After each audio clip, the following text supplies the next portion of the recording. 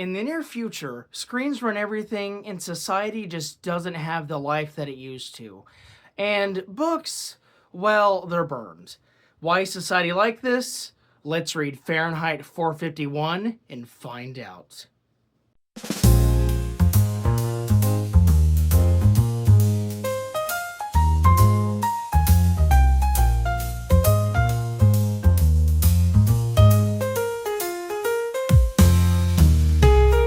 Welcome back to BG's Books. I'm Mr. BG, and today I will be reviewing Fahrenheit 451 by Ray Bradbury.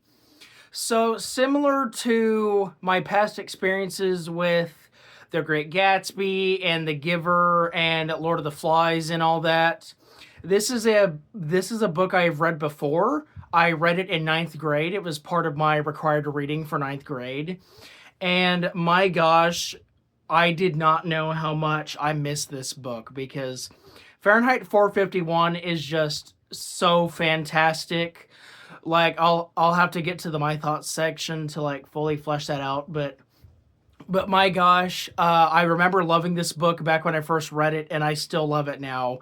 It is still so good, and it's unfortunately much too relevant today. Like it's not even funny. It's just much too relevant. But anyway, to explain why Fahrenheit 451 is so good, I should actually explain what it is about. So let's get right into this.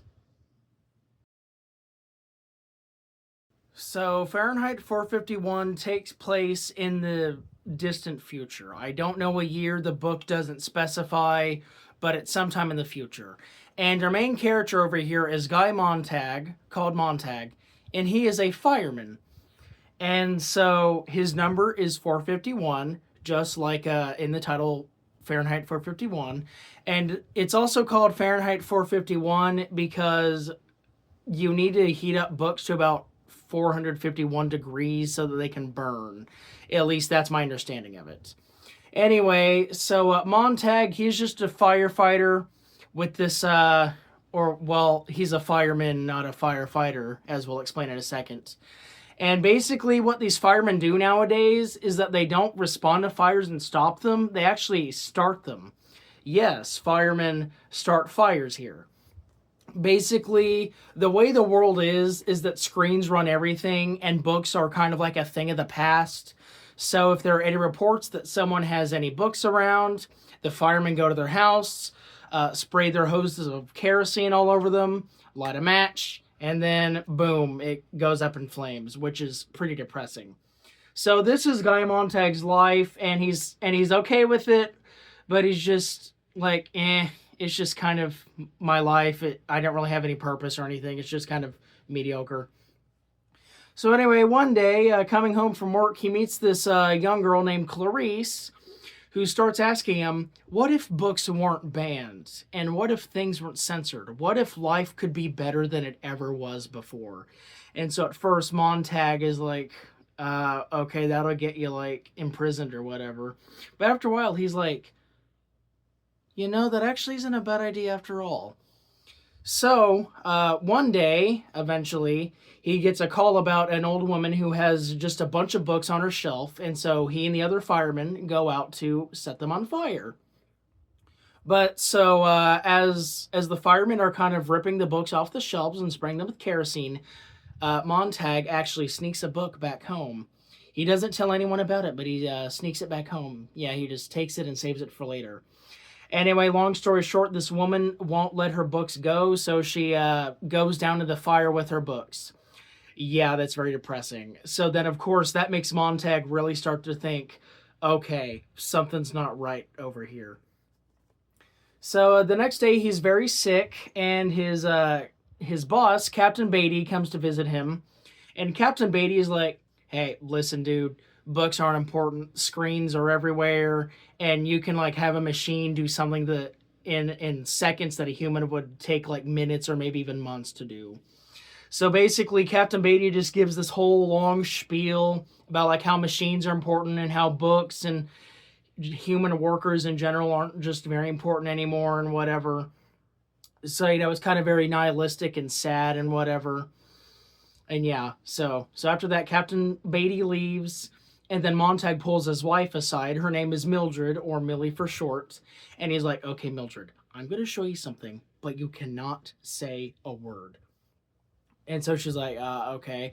So he takes her to a room, pulls out his thing, and then pulls out just a bunch of books. Like so many books that he's gathered over however long he's been doing this.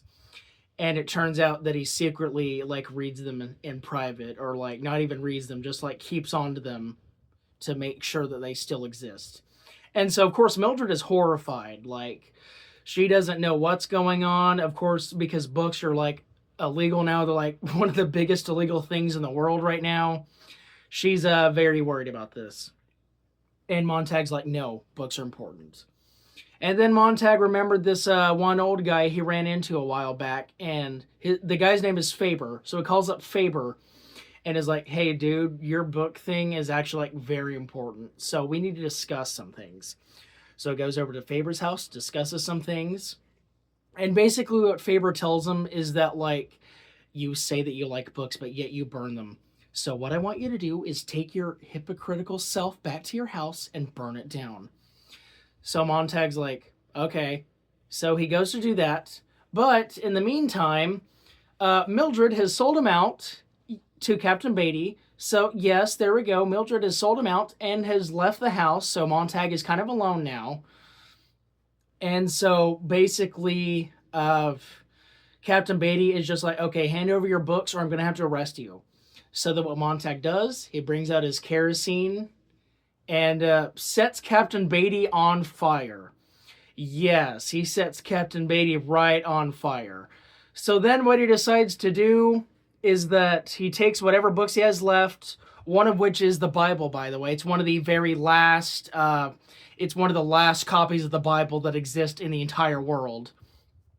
And so basically he leaves his house, but on the way he meets a robotic dog that kind of like stabs him or shanks him or something. And so he burns that too. And now that the police are going to look for him, he decides to head into the woods. So he meets up with Faber, and then Faber's basically like, yeah, in the woods, there's like a bunch of scholarly people who live in tents that just read books for a living, and they will kind of help you sort everything out. So the Montag and Faber say their goodbyes. They're going to meet up in a city later on, and then Montag journeys through the woods for a while, and then finds the tent people. And basically what the tent people's deal is that they read books that they have on them and then remember bits and pieces of them. So that way when a bunch of them meet up, they can recite what they remember from memory and then rewrite the thing in a new book to have the new book exist. So that way they're kind of keeping books alive by reading them, remembering them, and then rewriting them. So basically, they're like, do you want to join us, Montag? And Montag's like, absolutely, because he cares about books now. And so in the final pages of the book, because this is actually very short, by the way, it's only 158 pages, as they're heading to the nearest city, they see a bunch of bomber planes over the city, and Montag just knows that Mildred is in that city. And they watch as a bunch of atomic bombs, or maybe not even atomic bombs, but just bombs, drop on the city and just blow it to pieces. And so what's weird is that Montag doesn't feel anything. Mildred's dead, but he just doesn't feel anything. So with his new friends, he decides to join them on their journeys and maybe hope that society can rebuild itself one day. And that is how Fahrenheit 451 ends. So overall, how did I feel about Fahrenheit 451? Well, like I said earlier in the video, the book is just fantastic. I love it so much. I'm even going to say it's one of my favorite books of all time now that I've reread it. And I am so mad that I did not decide to reread it sooner because I forgot how much I love it. It is just that good. So anyway, also it's very short. It is 158 pages, at least the edition that I have. So for those of you who don't like longer books, but you do like short fiction, it is very short, very easy to get through. I read it in 2 days. So for all I know, you might be able to get through it in like an hour or two. I don't know. But anyway, yeah, the book is just so good, and it is unfortunately very relevant to today because remember the whole thing is censorship and screens running everything and books kind of being a commodity of the past. And while books aren't illegal, like in the book, books are still very much like a thing of the past. Even though books are still very popular, and like screens run everything. Like we have all kinds of social media and whatever, and then censorship. That's a very big thing as well, especially here on YouTube. Censorship is very much still a big thing as well. So like Ray Bradbury, he was described as a time traveler. I wouldn't say time traveler, I would say predictor. Yeah, because he predicted a lot of stuff that ended up coming true. So while I wouldn't say that he was like a time traveler, I would say that he was like a predictor, because unfortunately a lot of the stuff that he predicted came very much true, like the screen things, or just the over-reliance of technology in general. It's like Bradbury was just a genius at what he did, and I just ask you, anyone who has not read Fahrenheit 451, please go read it. It will change your life, and it will make you think about a lot of things, specifically about the more important things in life than just screens or even books for that matter. Because at the heart of Fahrenheit 451, I believe that the book is really just about appreciating what there is to appreciate, like appreciating what exists, because like books don't exist anymore, and so they're kind of collector's items, and they are seen as like kind of appreciative things because a lot of them don't exist anymore. But anyway, so yeah, as I said, please go read Fahrenheit 451. It is just an incredible time. I love it so much. I cannot wait to reread it already.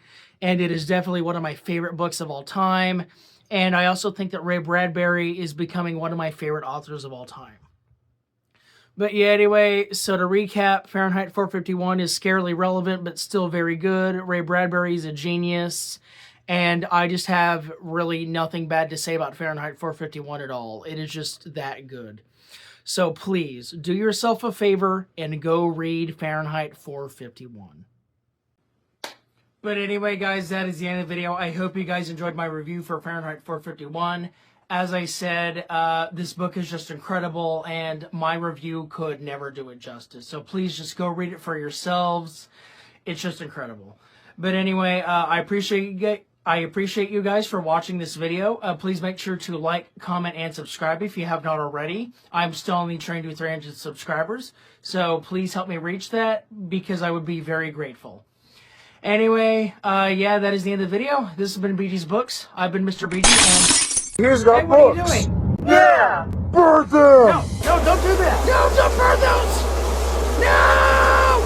Oh no! I spent so long collecting all those, and some of those are expensive. No! No.